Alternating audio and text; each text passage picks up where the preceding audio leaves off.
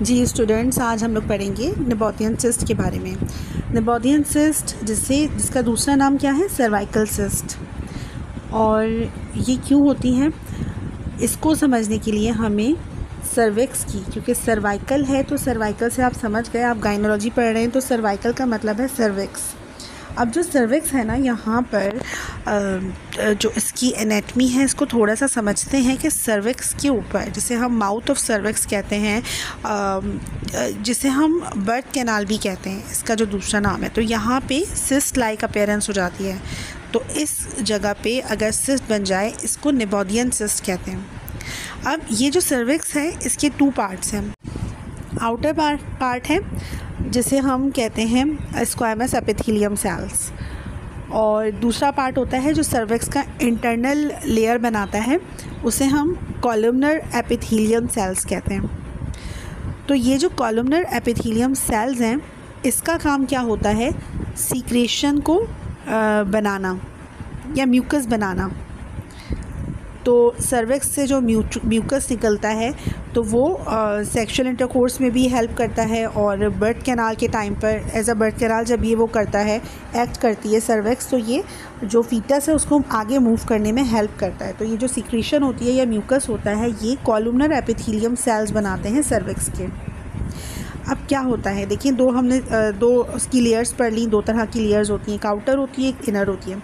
अब क्या होता है, किसी इंजरी की वजह से, किसी डिजेनरेशन की वजह से, डिजेनरेटिव प्रोसेस की वजह से, ये जो इनसाइड सेल्स हैं, कॉलमनर एपिथेलियम सेल्स हैं, ये जो म्यूकस बना रहे थे, वो म्यूकस एक थैले में जमा होना शुरू हो जाता है, थैलानुमा बनना शुरू हो जाता है, जिसे हम निबोथियन सिस्ट कहते हैं। अब ये निबोथियन सिस्ट हो गई, क्यों बनती है, इसके कॉजेज़ हो गए। अब क्या है, क्या ये डेंजर है? नो। क्या ये कंजेनाइटल है? नो।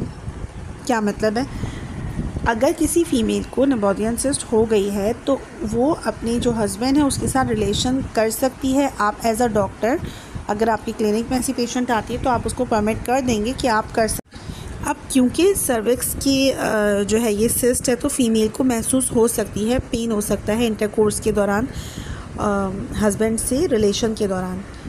तो इसका कोई ऐसा टेस्ट जो है वो होता नहीं है, लेकिन हम एक ट्रांसवेजाइनल अल्ट्रासाउंड करवा सकते हैं। लेकिन बेहतर है कि ये अगर वो बता रही है तो उस बेसिस पे भी हम उसको निबोथियन सिस्ट को जो है वो होम्योपैथिक मेडिसिन से ट्रीट कर सकते हैं। ये एब्सेस नहीं बनाता, ये पेनफुल नहीं होती, सिर्फ एक फ़ील होता है उस पेशेंट को कि हाँ यहाँ पे कुछ अलग से उभार है। अच्छा, ये क्या है, प्रेगनेंसी में ज़्यादा कॉमन है। प्रेगनेंसी के दौरान जो नॉर्मल डिलीवरी होती है उसमें कोई ना कोई कट लग सकता है, कोई चोट लग सकती है, कोई ट्रॉमा हो सकता है। तो प्रेगनेंसी के बाद कुछ फीमेल्स को ये निबोथियन सिस्ट हो सकती है। अच्छा, ये वैसे तो कोई पेन नहीं करती, लेकिन अगर ये थोड़ी साइज़ में बड़ी है तो ये पेनफुल भी हो सकती है।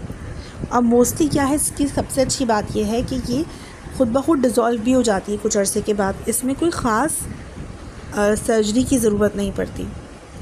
लेकिन कभी कभार क्या होता है, इसके अंदर फ्लूइड इतना भर जाता है कि फ़ीमेल को चलने में प्रॉब्लम होती है, पाँव खोलकर चलेगी, या इस तरह से जो उसको फीलिंग होती है ना कि मुझे पेन है यहाँ पर, तो वो फ्लूइड ज़्यादा हो जाता है। तो एक माइनर सर्जरी कर दी जाती है जिससे फ्लूइड जो है यहाँ का ड्रेन कर दिया जाता है, तो निबोथियन सिस्ट वो डिज़ोल्व हो जाती है।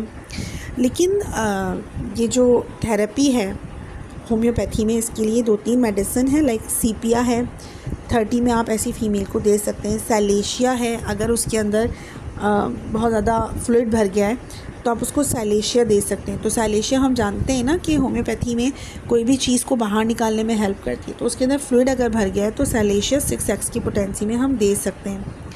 एपिस मेलिफिका है, अगर उसको पेन बहुत ज़्यादा होता है, चुभने वाला दर्द होता है, चलने फिरने में मुश्किल होती है, तो एपिस मेलिफिका 30 में हम दे सकते हैं। और कल्केरिया फ्लोर जो है वो 6x की पोटेंसी में क्यों दे सकते हैं, क्योंकि कल्केरिया फ्लोर हम एज अ होम्योपैथिक डॉक्टर जानते हैं कि कहीं पे भी बॉडी के अंदर एक्स्ट्रा ग्रोथ हो जाए तो कल्केरिया फ्लोर उसको डिज़ोल्व करने में हेल्प करती है। तो ये है निबोथियन सिस्ट जो यूजुअली खुद ब खुद डिज़ोल्व भी हो